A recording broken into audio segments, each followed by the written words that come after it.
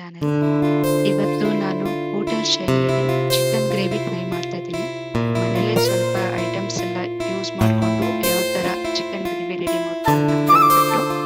So ಈಗ ನಾನು mention ಮಾಡಿದ್ದೀನಿ ಚಿಕನ್ ಗ್ರೇವಿ ಮಾಡಲಿಕ್ಕೆ ಏನೇನು ಬೇಕಾಗುತ್ತೆ ಅಂತ.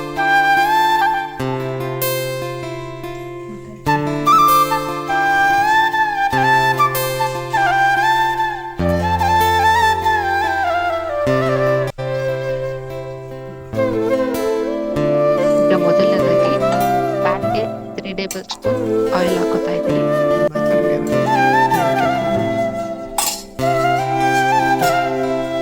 ಗ್ರೇವಿಗೆ ಮಸಾಲೆ ಐಟಮ್ಸ್ ಎಲ್ಲ ರೆಡಿ ಮಾಡ್ಕೋಬೇಕು. ಅದಕ್ಕೋಸ್ಕರ ಕಟ್ ಮಾಡಿರುವಂಥ ತೆಂಗಿನಕಾಯಿ ಹಾಕೋತಾ ಇದ್ದೀನಿ.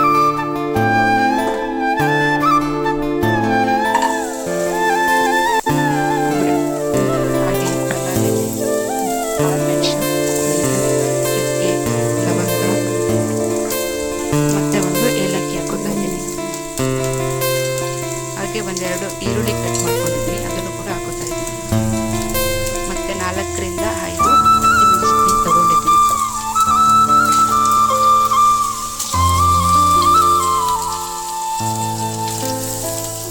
ಇದನ್ನ ಈಗ ಸ್ವಲ್ಪ ಫ್ರೈ ಮಾಡ್ಕೊಳ್ಳೋಣ.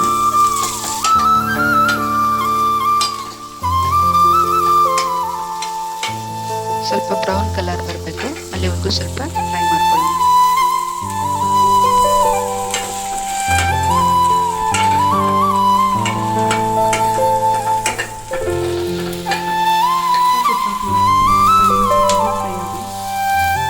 ಹಾಗೆ ಇದಕ್ಕೆ ಒಂದು ಕಟ್ ಮಾಡಿರುವಂಥ ಟೊಮೊಟೊನ ಹಾಕಿ ಆ್ಯಡ್ ಮಾಡ್ಕೊತಾ ಇದ್ದೀನಿ. ಸ್ವಲ್ಪ ಸಾಲ್ಟ್ ಹಾಕೊಂಡು ಫ್ರೈ ಮಾಡ್ಕೊತಾ ಇದ್ದೀನಿ.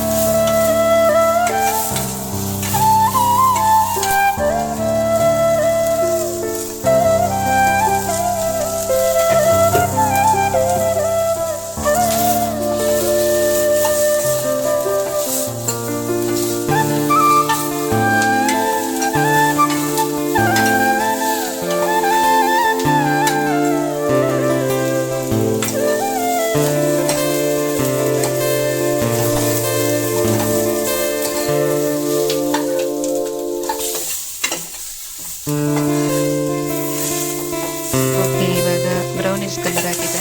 ಮಿಕ್ಸಿ ಜಾಡಿಗೆ ಹಾಕೋತಾ ಇದ್ದೀನಿ. ಮತ್ತೆ ಇದಕ್ಕೆ ನಾನು 4ರಿಂದ 5 ಗೋಡಂಬಿ ಕೂಡ ಆ್ಯಡ್ ಮಾಡ್ತಾ ಇದ್ದೀನಿ. ಏಕೆಂದರೆ ಗ್ರೇವಿ ಬಂದು ಗಟ್ಟಿ ಆಗಬೇಕು ಮತ್ತು ಟೇಸ್ಟ್ ಕೂಡ ಚೆನ್ನಾಗಿ ಬರುತ್ತೆ. ಹಾಗೆ ಇದಕ್ಕೆ ಕೊತ್ತಂಬರಿ ಮತ್ತು ಪುದೀನ ಸೊಪ್ಪು ಕೂಡ ಆ್ಯಡ್ ಮಾಡ್ಕೋತಾ ಇದ್ದೀನಿ. ಹಾಗೆ ಒಂದು ಅರ್ಧ ಗ್ಲಾಸು ವಾಟರ್ ಕೂಡ ಹಾಕೋತಾ ಇದ್ದೀನಿ.